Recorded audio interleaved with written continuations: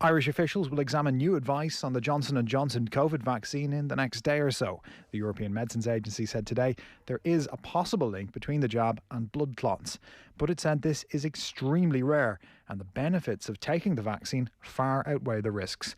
Karina Butler, the chair of the National Immunisation Advisory Committee, says Ireland will now decide on the use of the vaccine. This is breaking news, and no doubt we will be looking at the detail of that over the next day or so. And there is additional information that we anticipate that will be coming out this week as the EMA are looking at these events and trying to refine the information that's been given to us, perhaps more detail in terms of age-related risk.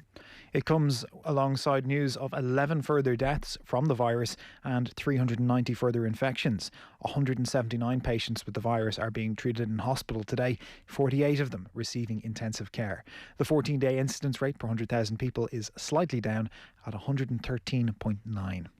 The roadmap for reopening Ireland will be published late next week after a special cabinet meeting. It's expected personal services, the rest of the construction sector, retail and places of worship will reopen in May. A plan for June and July is also going to be decided on by ministers.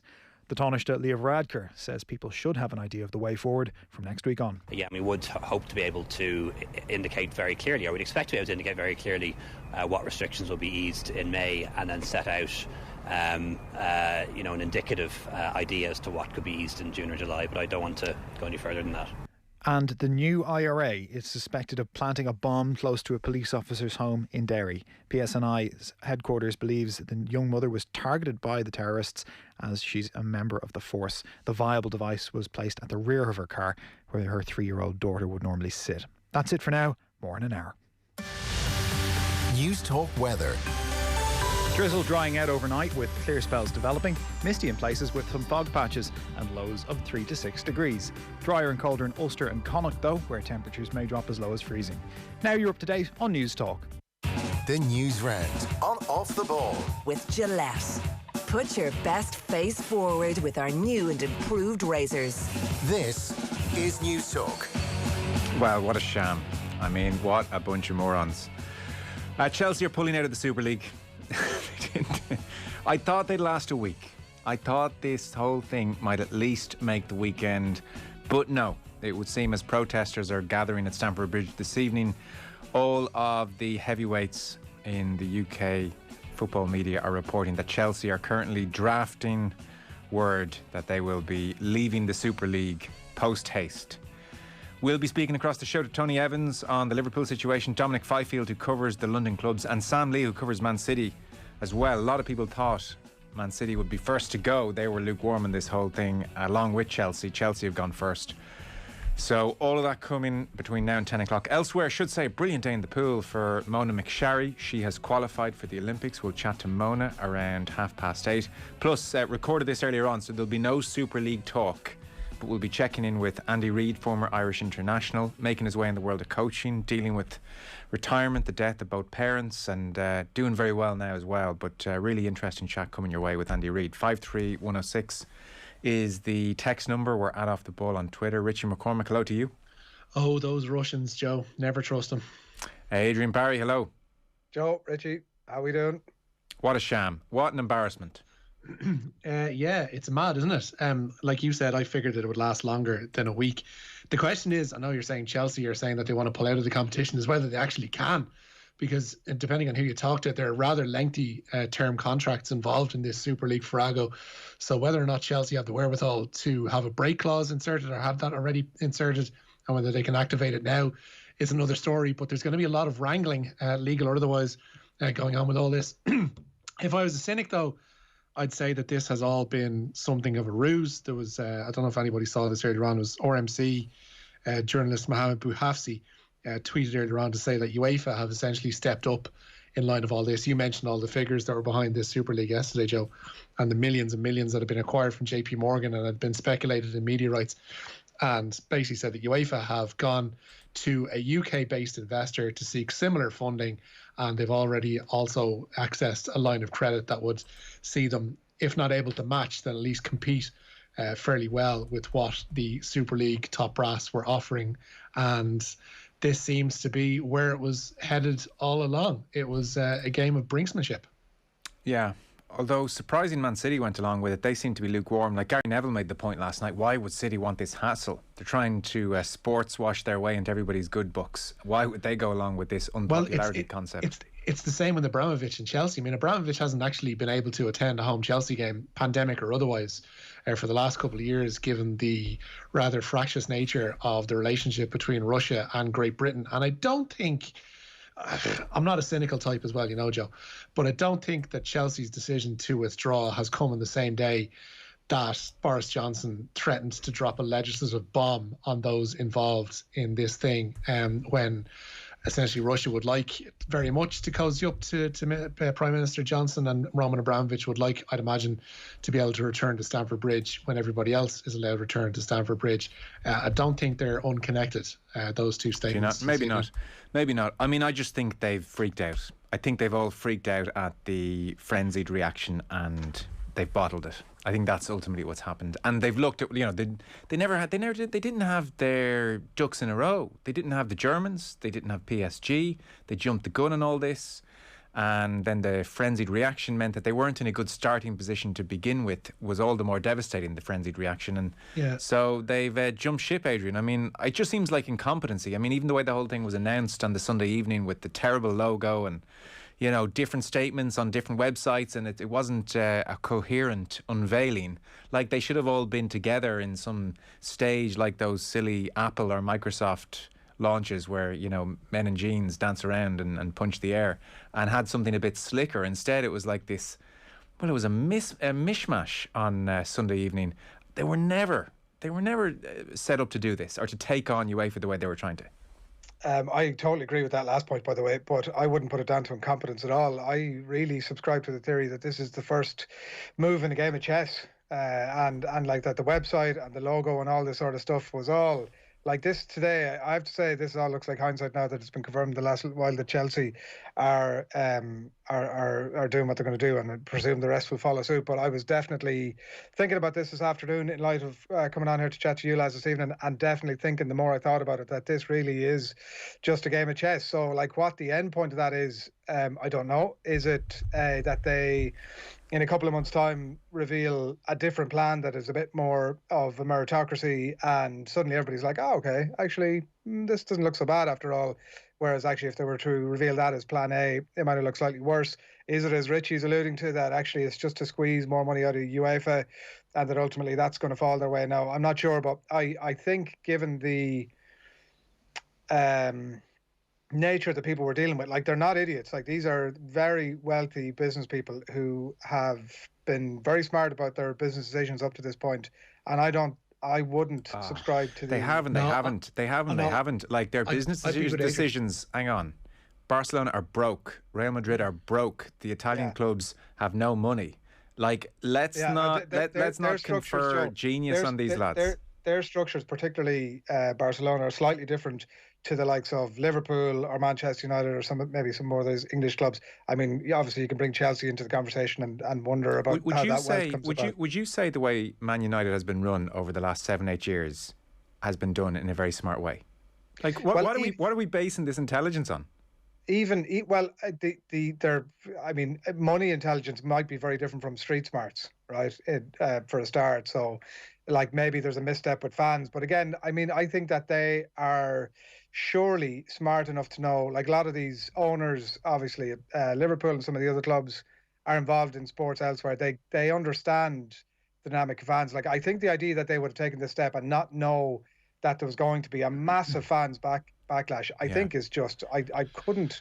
I wonder. Surely nobody. I genuinely wonder. Nobody believes that. Yeah, I genuinely wonder if they misjudged their own fans. I mean, they knew the Leicesters and the Evertons and the masses would be disgusted.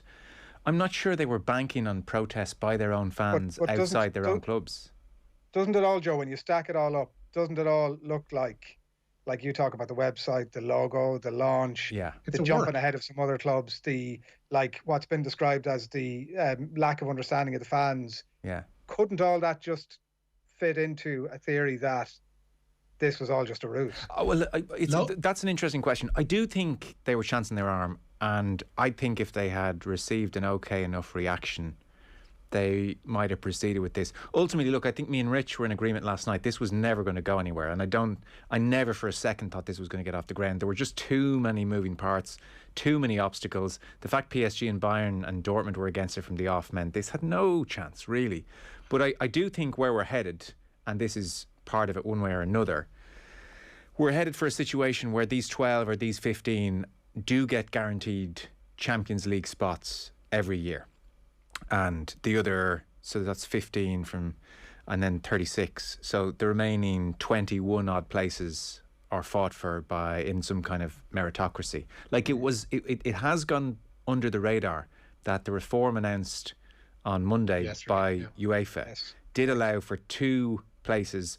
I think they put it, what was the word they used? Pedigree. Legacy. Pedigree. If you had a European pedigree, then there might be a way in. I.e., here, listen. Nottingham Forest get in, is that what you're saying, Joe? Not quite. Agnelli, Glazer, so Liverpool would have got that. Liverpool would have been in the Champions League next year under these new reforms by dint of pedigree, if they had failed to make the top 4. Yes, Leicester would have been in, but Liverpool would have got in. So I think, if in answer to your question, my guess is, look, there's probably there was a degree of this was first move, and Jesus, they went all in. I mean, it was a hell of a first move, but I do think we were always headed towards 15 to 18 clubs guaranteed Champions League football every year, and the other 20 fight it out. I think that's where we're headed pretty quickly. Yeah.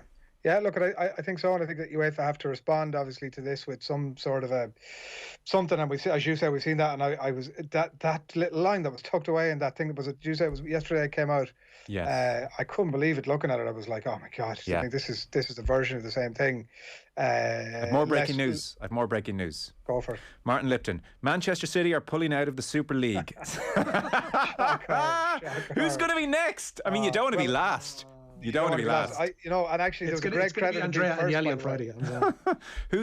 Can we now have credit to being first out of the blocks? Yeah. Can we now have a vote on who's last? And will they even bother announcing?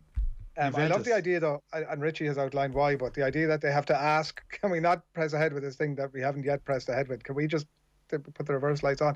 By the way, I would make the point, and I was watching the football last night, that if it was, and as you know by now, I don't subscribe to the theory that it was a serious thing, they really should have timed it at a time when Liverpool weren't playing in such close proximity within the 24 hours, given that, the credibility that somebody like Jurgen Klopp carries. He's going to be out in front of the media. He's already put on record his thoughts on it. And I do think that a lot of people were looking at that programme last night, listening to Jurgen Klopp, listening to Sky's main pundits, listening to James Milner after the game. And I think that, the word organised was used quite a bit. And I think that people were taking a lot of, maybe people who weren't down the road as far as you were, Joe, in terms of whether this was going to happen or not. And we're looking at that and taking great heart from the idea that somebody of Klopp's stature and Milner's stature would come out and say, listen, we're not into it. Yeah. I think if you were to time it, get a Tottenham or somebody like that who's less likely to. I mean, secretly Tottenham are all kind of presumably they'll never pull out, of like closing themselves away. Go, no, yes, this is great. Spurs and Arsenal are pressing ahead with their plan for Super League. What a joke! Isn't it such a joke? I mean, it's great fun though. Yeah. If it wasn't so serious, it's embarrassing. I guess no harm done. No harm done at this stage. Do we have to hold Sheikh Mansour and Roman Abramovich up as paragons of virtue tonight? Is that what we're doing? And Nasser Al Khelaifi at Paris Saint-Germain. I presume Sheikh Mansour, on your theory, Richie, about why they would go in, I presume it was just that we're all sitting around and all the other lads were like, we're heading to the bar up the road. Seems to be good crack, free bar. What? We all head? I like it here, but you're listening. Well, on Sunday, when Martin Ziegler first posted the piece, there was a question mark over whether or not City were part of it. And then he clarified it in a later tweet that Man City were now part of it. So that suggested they certainly weren't leading it. And then it got to a certain point when they heard the clubs who were involved and they thought, well, okay, look, we'll go along with it then. So there was always, I think, a reticence on City's part. Yeah.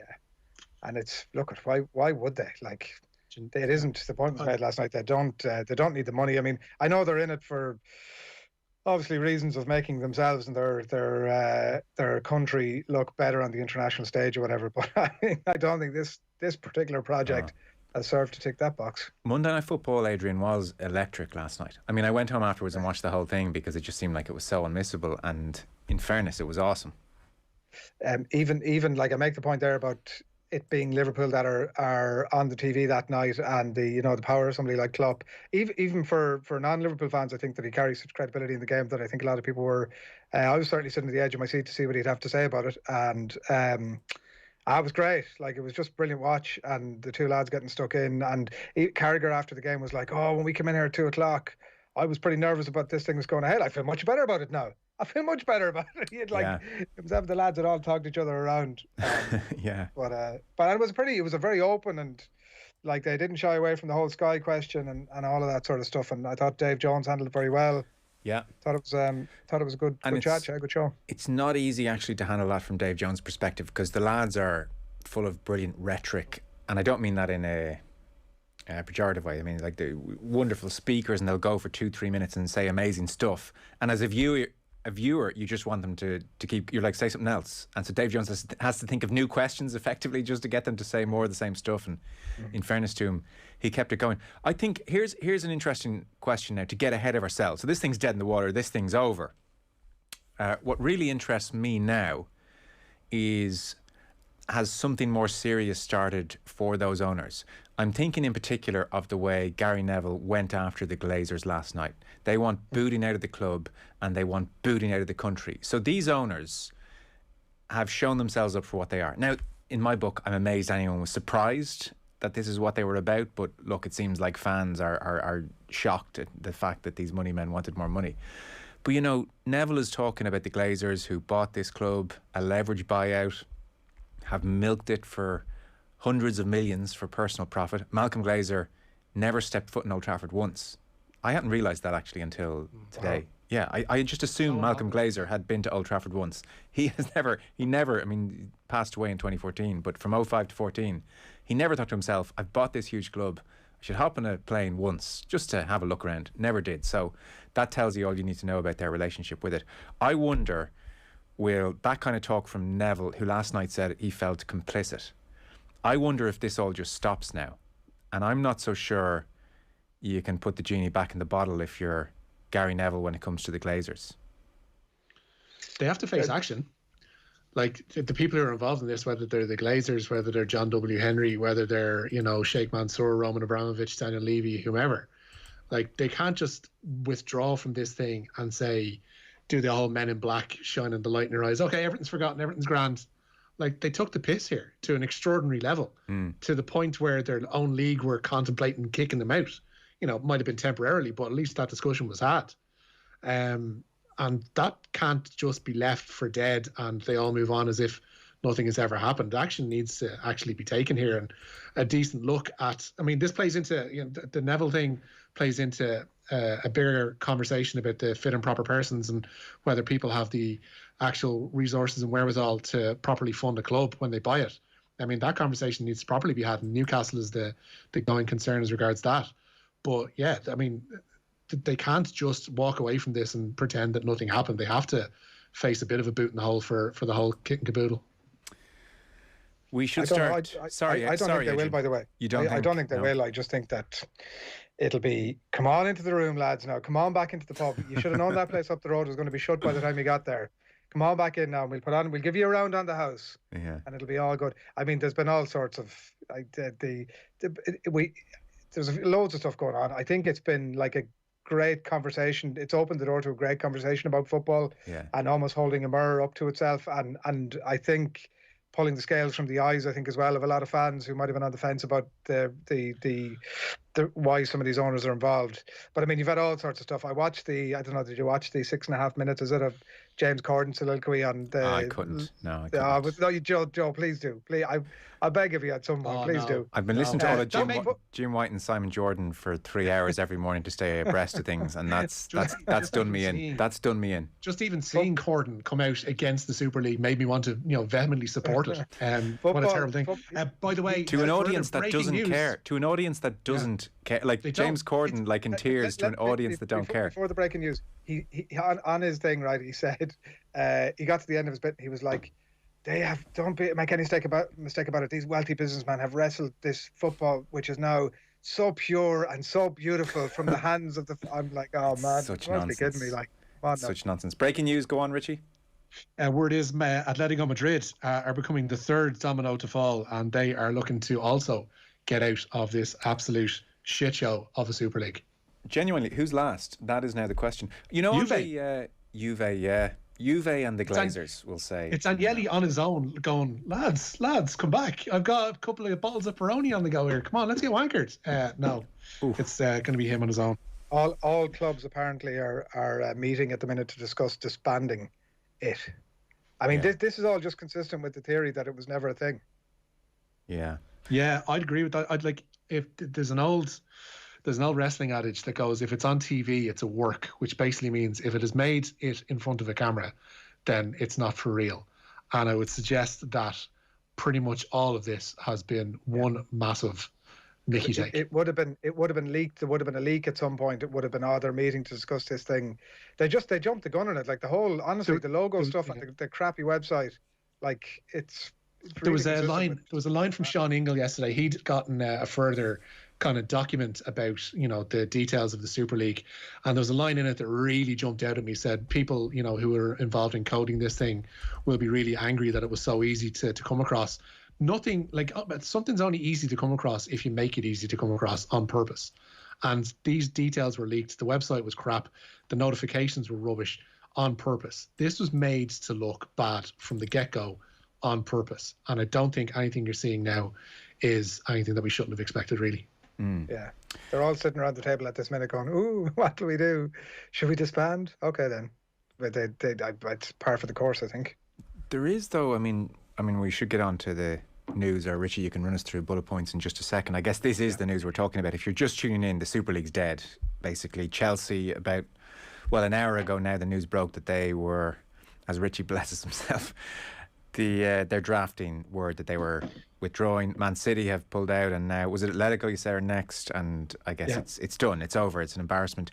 But Tony Evans is on the way after 9 o'clock. We recorded this chat earlier on, so it has dated horribly, obviously. But there's some interesting stuff in it, because it does get to the heart of this like willful delusion that seems to have been at play on behalf of so many fans. Like, I'm amazed that this was the moment where fans said, oh, clubs don't care about us, Like on TalkSport this morning, on the aforementioned Simon Jordan, Jim White bonanza, Farhad Mashiri, the Everton chairman, was on, owner.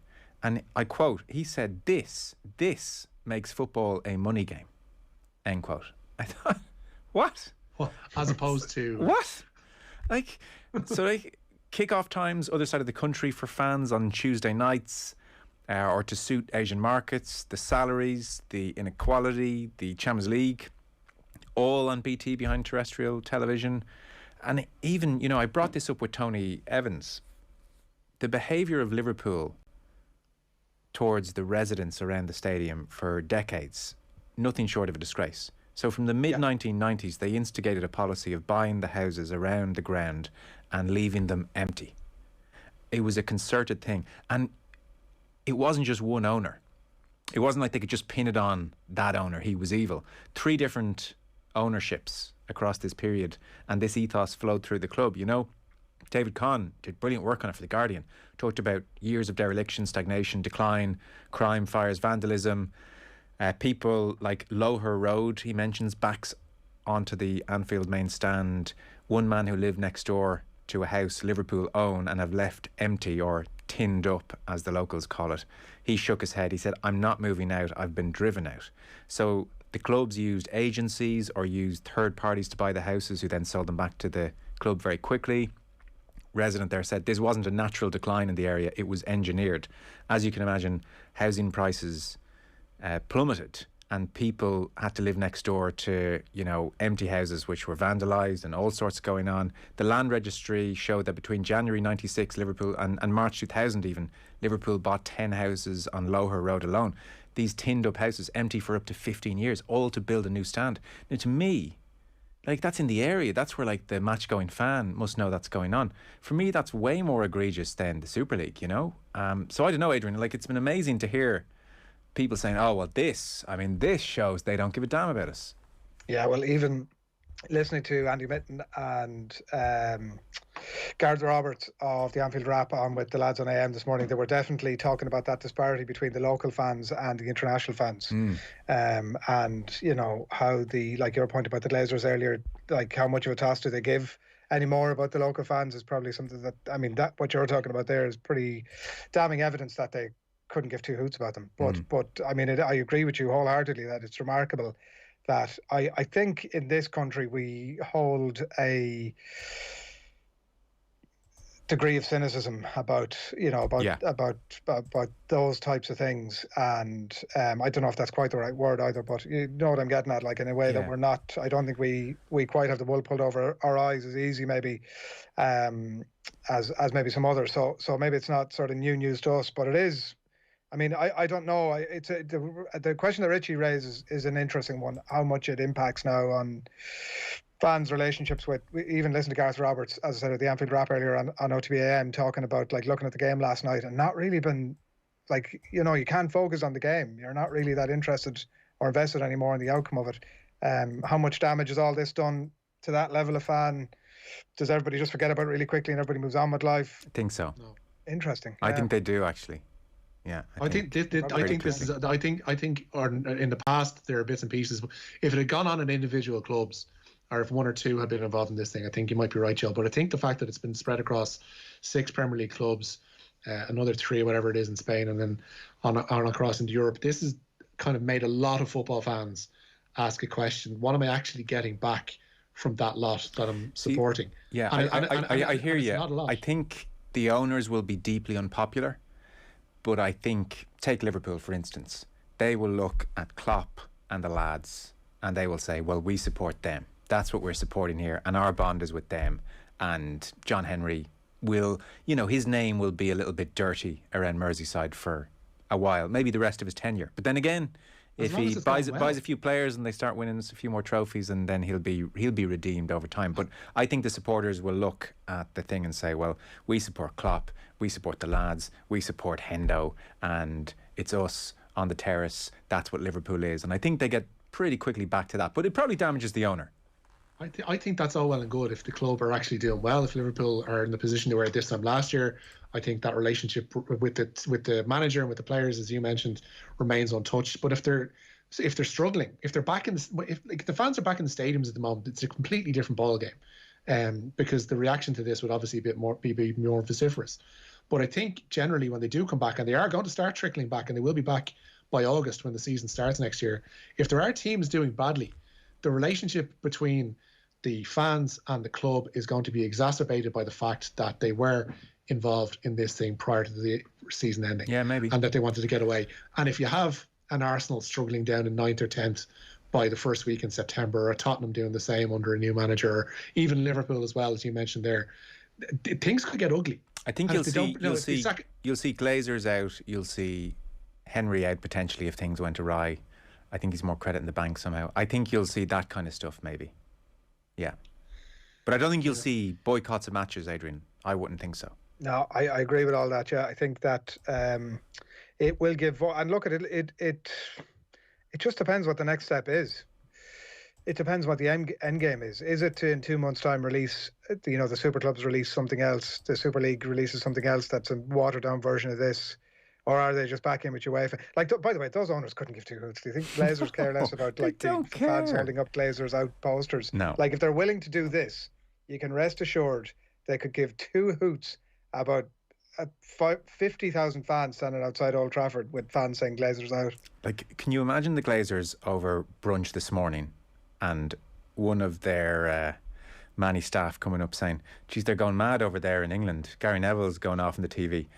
I mean, do you think?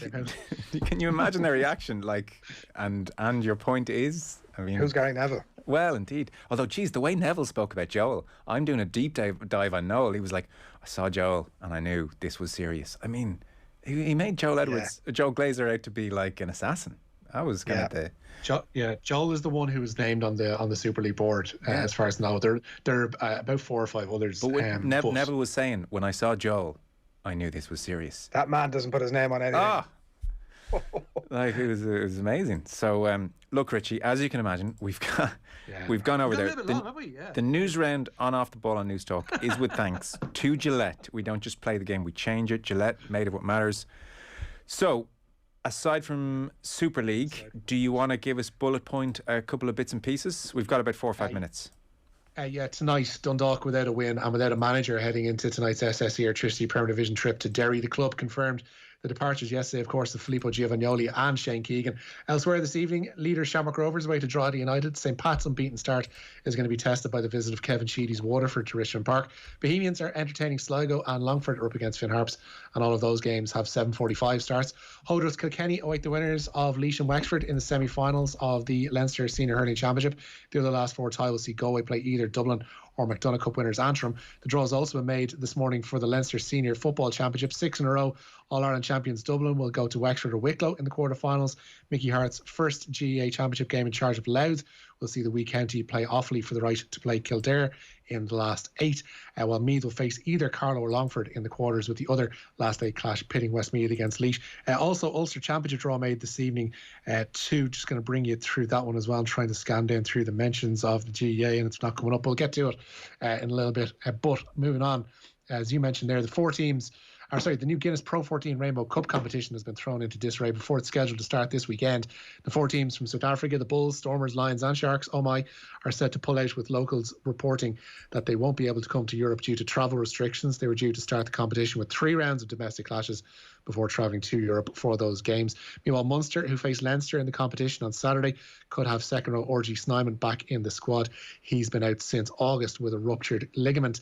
Mona McSharry and Daniel Whiffen both booked their places at this summer's Olympic Games today. McSharry set a new Irish record to qualify in the 100-metre breaststroke, while Whiffen shaved a whole 13 seconds off the national 800-metre freestyle record while also qualifying for Tokyo. Shane Ryan and Dara Green also posted qualifying times at the Irish Olympic trials today, but they both come under the tape earlier on in the year and indeed in 2019. Seamus Power has been forced to withdraw from this week's Zurich Classic of New Orleans. The Waterford golfer has contracted COVID-19. Power must undergo a period of isolation and will receive the full support of the PGA Tour. Of course, his Olympic partner, Padraig Harrington, contracted the virus as well earlier this year.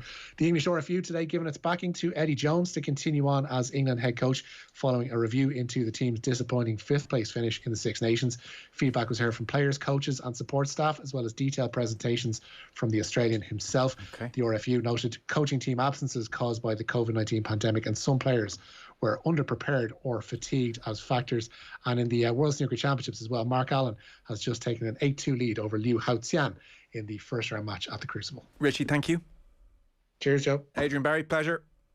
Cheers, lads. Thanks, fellas. Short ad break, and we're talking about the, former Super League next. The News Round on Off the Ball. With Gillette, we don't just play the game, we change it. Gillette, made of what matters. Audi Ireland's dealer